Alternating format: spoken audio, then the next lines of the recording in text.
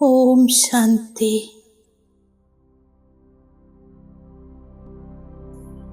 സർവസങ്കൽപ്പങ്ങളെയും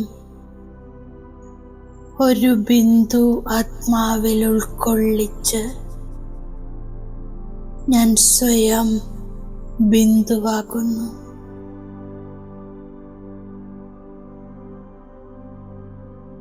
ഞാൻ സ്വയം തന്നെ കാണുകയാണ്. മസ്തകമധ്യത്തിൽ സ്ഥിതി ചെയ്യുന്ന ഞാൻ ഒരു ജ്യോതിബിന്ദു ആത്മാവാണ്. ഞാൻ ഈ ദേഹത്തിൽ നിന്നും ഭിന്നമാണ്. കർമാതീത ആത്മാവാണ്.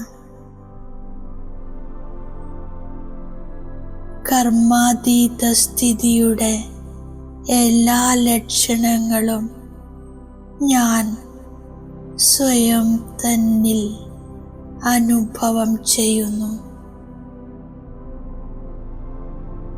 ഞാൻ കർമ്മബന്ധനമുക്ത ആത്മാവാണ്. ഞാൻ ആത്മാ അധികാരിയായി കർമ്മേന്ദ്രിയങ്ങളാൽ കർമ്മം ചെയ്യിക്കുന്നു. കർമ്മേന്ദ്രിയങ്ങളുടെ ആകർഷണങ്ങളിൽ നിന്നും ഞാൻ മുക്തമാകുന്നു.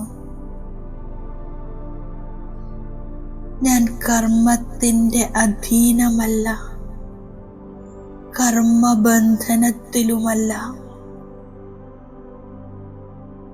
കർമ്മത്തിന്റെ വിനാശി ഫലത്തിന്റെ ആഗ്രഹത്തിൽ വശീഭൂതമല്ല. കർമ്മബന്ധനത്തിൽ നിന്നും വേറിട്ടിരിക്കുന്നു. കർമ്മത്തിൽ നിന്നും അതീതമാകുന്നു. ഞാൻ ആത്മാ കർമ്മം ചെയ്യുമ്പോൾ കർമ്മസംബന്ധത്തിൽ വരുന്നു. കർമ്മബന്ധനത്തിൽ നിന്നും മുക്തമാകുന്നു. ദേഹത്തിൻ്റെയും പദാർത്ഥത്തിൻ്റെയും ദേഹത്തിൻ്റെ സംബന്ധത്തിൽ നിന്നും അതീതമാണ്, വ്യത്യസ്തമാണ്. സ്വാർത്ഥഭാവത്തിൽ നിന്നും മുക്തമാകുന്നു. ഞാൻ പരിധിയുള്ള റോയൽ ആഗ്രഹങ്ങളിൽ നിന്നും മുക്തമാണ്. ഏത് കാര്യത്തിലോ മാനമോ അഭിമാനമോ ആഗ്രഹിക്കുന്നില്ല. ഞാൻ പരദേശത്തിൽ വന്ന് എൻ്റെ പാർട്ട് അഭിനയിക്കുകയാണ്. എൻ്റെ സ്വദേശം പരമധാമമാണ്. പഴയ ലോകത്തോടും ലൗകിക സംബന്ധികളുടെ നടുവിലും ഞാൻ മോഹജീത്താകുന്നു.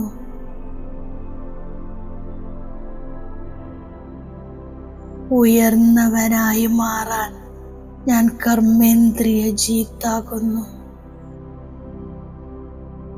കണ്ണുകൾ വളരെയധികം വഞ്ചിക്കുന്നു. ഇതിൽ നിന്നും സുരക്ഷിതമായിരിക്കണം. സ്വയത്തെ ശകാരിച്ച് ഞാൻ മോശമായ ശീലങ്ങളിൽ നിന്നും രക്ഷപ്പെടുന്നു. ഞാൻ ശിവശക്തി പാണ്ഡവസേനയിലാണ്. ഇത് മായയുടെ മേലെ വിജയം നേടുന്നതിനു വേണ്ടിയുള്ള സേനയാണ്. എനിക്കറിയാം, കർമ്മേന്ദ്രിയങ്ങൾ കൂടുതൽ ചതിക്കുന്നു. അതിനാൽ ഞാൻ ദിവസവും കണക്ക് പരിശോധിക്കുന്നു. ഏത് കർമ്മേന്ദ്രിയമാണ് കൂടുതൽ ചതിക്കുന്നത് എന്ന്. എപ്പോൾ വരെ മോശമായ ശീലമുണ്ടോ അപ്പോൾ വരെ ഉയർന്ന പദവി നേടാൻ സാധിക്കില്ല. അതിനാൽ ഞാൻ കർമ്മേന്ദ്രിയങ്ങളെ വളരെയധികം ശ്രദ്ധിക്കുന്നു. ബാബ ഏത് നിർദ്ദേശമാണോ നൽകുന്നത് അത് കാര്യത്തിൽ കൊണ്ടുവരുന്നു. കൂടുതൽ പുരുഷാർത്ഥം ചെയ്യുന്നവരിൽ നിന്നും 8 രത്നങ്ങൾ വരുന്നു. ഇവരാണ് പാസ് വിത്ത് ഓണേഴ്സ് ആകുന്നത്. ദേഹാഭിമാനത്തിൽ വരുമ്പോഴാണ് കർമ്മേന്ദ്രിയങ്ങൾ ചതിക്കുന്നത്. ബാബ പറയുകയാണ്, ലക്ഷ്യം വളരെ വലുതാണ്. ദിവസവും കണക്ക് നോക്കൂ. യാതൊരു വികർമ്മവും ഉണ്ടായില്ലല്ലോ എന്ന്.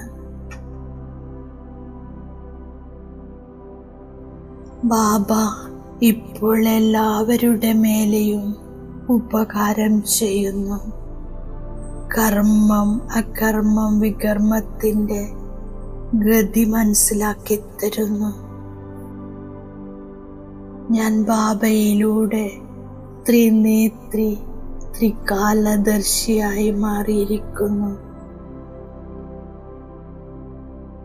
സദ്ഗതി ചെയ്യുന്ന സദ്ഗുരു ഒരു ബാബ മാത്രമാണ്.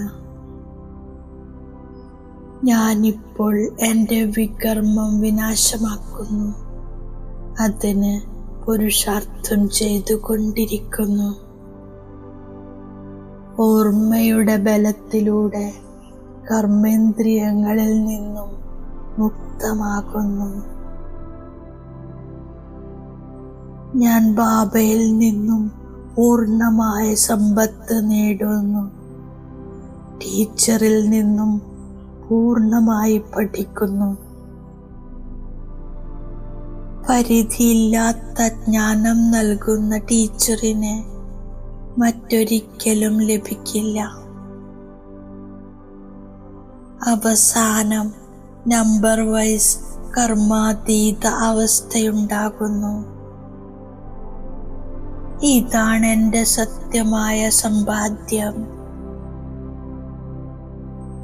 ഞാൻ സമയം കിട്ടുമ്പോൾ പുരുഷാർത്ഥം ചെയ്ത് മേക്കപ്പ് ചെയ്യുന്നു.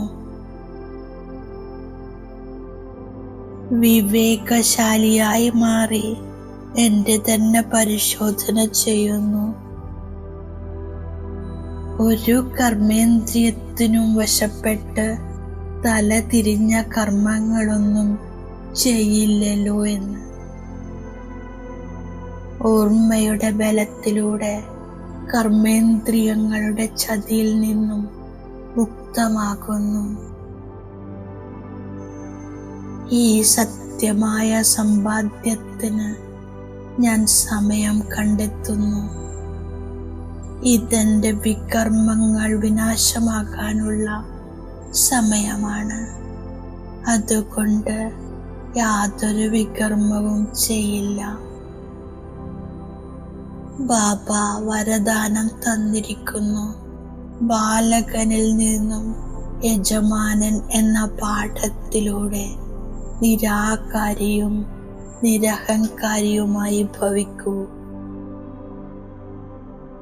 ബാബയുടെ മുന്നിൽ എല്ലാവരും കുട്ടികളാണ്. ബ്രാഹ്മണ കുട്ടികളും ബാലകരാകുമ്പോൾ നിശ്ചിന്ത ചക്രവർത്തികളും ഭാവിയിലെ വിശ്വരാജ്യ അധികാരികളുമായി മാറുന്നു. ബാലകൻ അതേസമയം യജമാനൻ എന്ന സ്മൃതി സദാ നിരഹങ്കാരി നിരാകാരി സ്ഥിതിയുടെ അനുഭവമുണ്ടാക്കുന്നു. ബാലകനെന്നാൽ കുട്ടിയാവുന്നു. കുട്ടിയായാൽ മായയിൽ നിന്നും സുരക്ഷിതമാകുന്നു.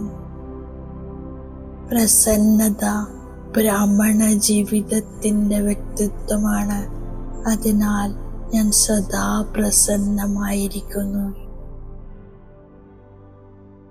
ഓം ശാന്തി.